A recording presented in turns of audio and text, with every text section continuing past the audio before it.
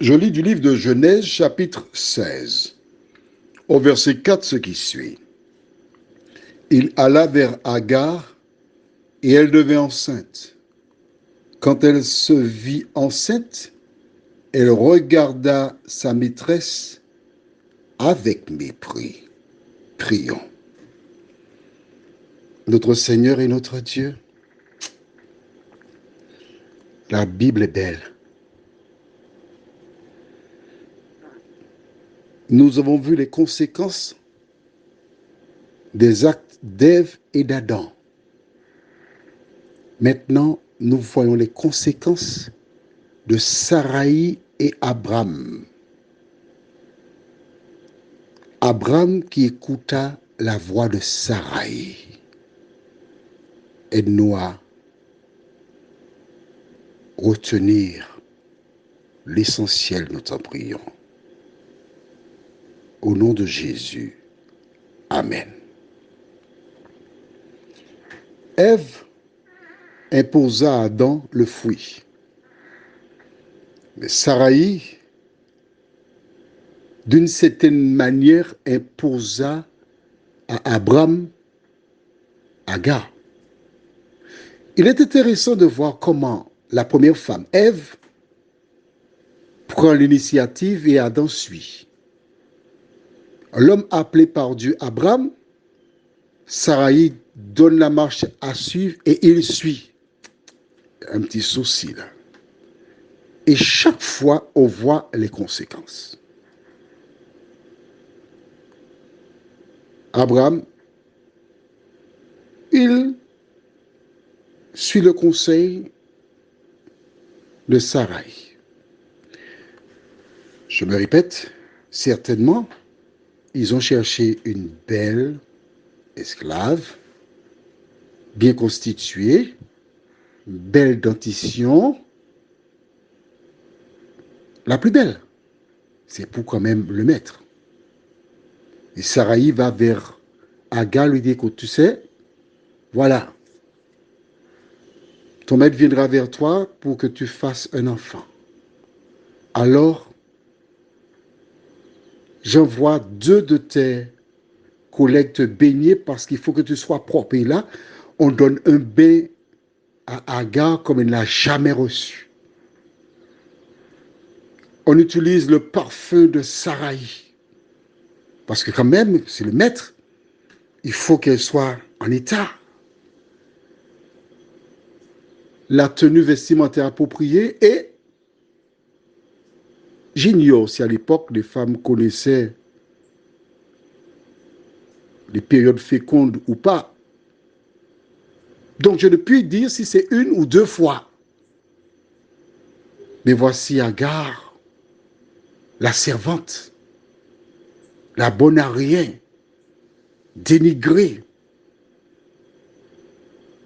qui reçoit son maître. Quel honneur!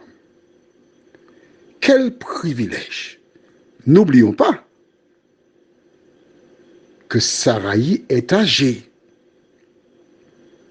Et pour enfanter, on a probablement choisi une femme de la trentaine. Lorsque Saraï lui propose ce deal, elle dit, ma maîtresse est déjà âgée. Si je fais un enfant pour mon maître, je peux en faire 2, je peux en faire 3, je change de statut, je serai la femme de mon maître. Saraï a son projet.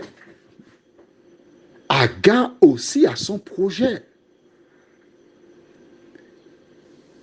Et en l'absence de ce que nous savons, un jour, elle sait qu'elle porte dans son sein un enfant. L'enfant de son maître.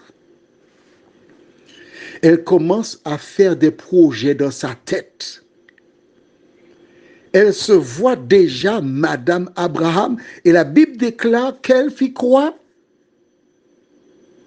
Elle regarda sa maîtresse avec mépris. En clair, tu n'as jamais enfanté. Tu ne peux pas enfanter. Mais moi, je porte un enfant, l'enfant d'Abraham. Et si tu te comportes mal avec moi, je peux même te donner une petite poussade pour aller plus vite dans l'au-delà.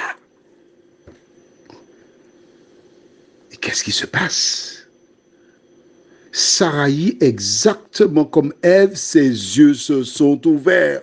Elle pensait qu'Agar était juste une mère porteuse, mais là, elle avait un projet derrière la tête. Elle serait détrônée. Vois-tu? Le même ennemi qui incita Ève à violer la parole de Dieu, c'est le même qui incite encore Sarai à violer la loi de Dieu. Avec quelles conséquences? Nous verrons ces conséquences. Mais il est important pour toi et moi de réaliser combien il est dangereux de désobéir à la parole de Dieu. Je t'assure, c'est dangereux. Quels que soient celles et ceux qui l'ont fait, ils te diront la même chose, c'est dangereux. Il y a toujours des conséquences, souvent imprévisibles. C'est ce qui est arrivé à Sarai. Pourquoi voudrais-tu augmenter le nombre de personnes déçues, qui regrettent? Pourquoi?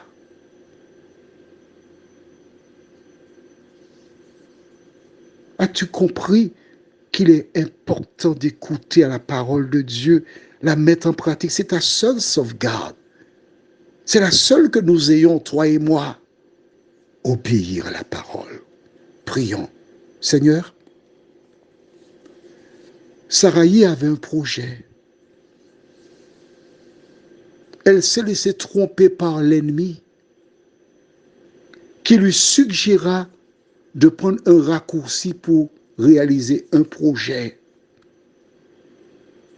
Mais nous réalisons, Seigneur, en ce soir, que tu dis vrai, que c'est toi qui connais le projet que tu as formé pour nous, projet de paix et non de malheur.